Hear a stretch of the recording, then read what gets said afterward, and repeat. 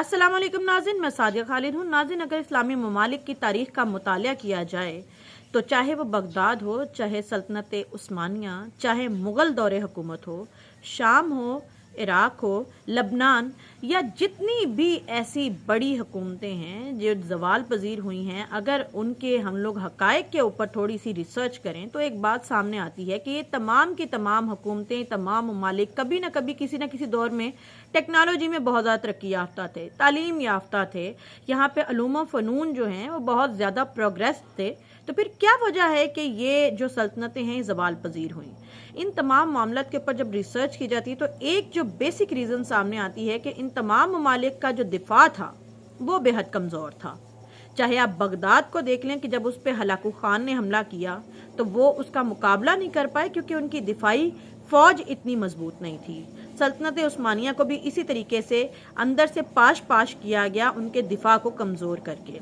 Iraq की तारीख़ आपके सामने है, लबनान आपके सामने है, शाम की तारीख़ आपके सामने है, मुग़ल एम्पायर उसकी तारीख़ आपके सामने है कि किस तरीके से अच्छी फ़ौज, एक काबिल फ़ौज या काबिल दिफा के ना होने की वजह से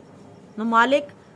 पारा पारा हो गए, ख़त्म हो गए। और अब सेम यही किया जा रहा है फ़लस्तीन के साथ। फ़लस्तीन के पास अपनी एक प्रॉपर फ़ौज नहीं है। अरब ममालिक फ़लस्तीन के बिल्कुल हमसाए में हैं, लेकिन आखिर मुस्लिम मुल्क और मुस्लिम ब्रादर मुल्क होने के बावजूद वो क्यों फ़लस्तीन की खुल के मदद नहीं कर पा रहे? उसकी एक बहुत बड़ी वजह भी यही है कि इन तमाम अरब ममालिक के पास अपनी दिफाई ताकत, एक मजबूत फ़ौज नहीं है। सऊदी अरब हो, लिबनान हो, शाम हो, इराक़ हो, यमन हो, कतर हो, इन तमाम अरब ममालिक को अपनी सिक्योरिटी मामलात की जब ज़रूरत पड़ती है, अपने दिफा की जब ज़रूरत पड़ती है तो वो दूसरे ममालिक से मदद लेते, ख़ास तौर पे अपने ब्रदर इस्लामी मुल्क पाकिस्तान से उसकी फ़ौज जो है वो बुलवाते हैं, क्योंकि पूरी दुनिया इस बात से वाकिफ़ है कि पाकिस्तान का दिफाई निज़ाम जो है वो इंतहाई मजबूत है और पाकिस्तान की फ़ौज में वो कैपेबिलिटी है।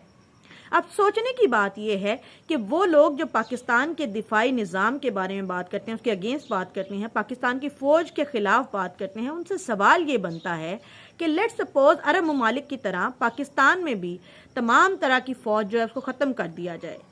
जो जितने भी हैं उनको ख़त्म कर दिया जाए, तो क्या इस बात की गारंटी है कि जो शाम का हाल हुआ है, जो इराक़ का हाल हुआ है या जो अभी फ़लस्तीन का हाल हो रहा है, कल को वही पाकिस्तान के साथ नहीं होगा? क्योंकि याद रखिएगा कि 1948 में इसराइल के वज़ीर आज़म ने बबांगे दोहल कहा था कि हमें अरब ममालिक से मुस्तक़बिल में ख़तरा नहीं है, हमें ख़तरा है तो पाकिस्तान से है। पाकिस्तान तो नक्शे में उनसे बहुत दूर मौजूद है, तो फिर क्या वजह है कि उनको पाकिस्तान से इतना ख़तरा है? ज़ाहिर है कि उस ख़तरे की रीज़न ये पाक फ़ौज ही है और इनका दिफाई निज़ाम ही है। वो जानते हैं कि इस दिफाई निज़ाम की बदौलत वो इस्लाम के इस कले को तबाह नहीं कर पाएंगे। दैट इज़ द रीज़न कि वो लोग पाकिस्तान से डरते हैं।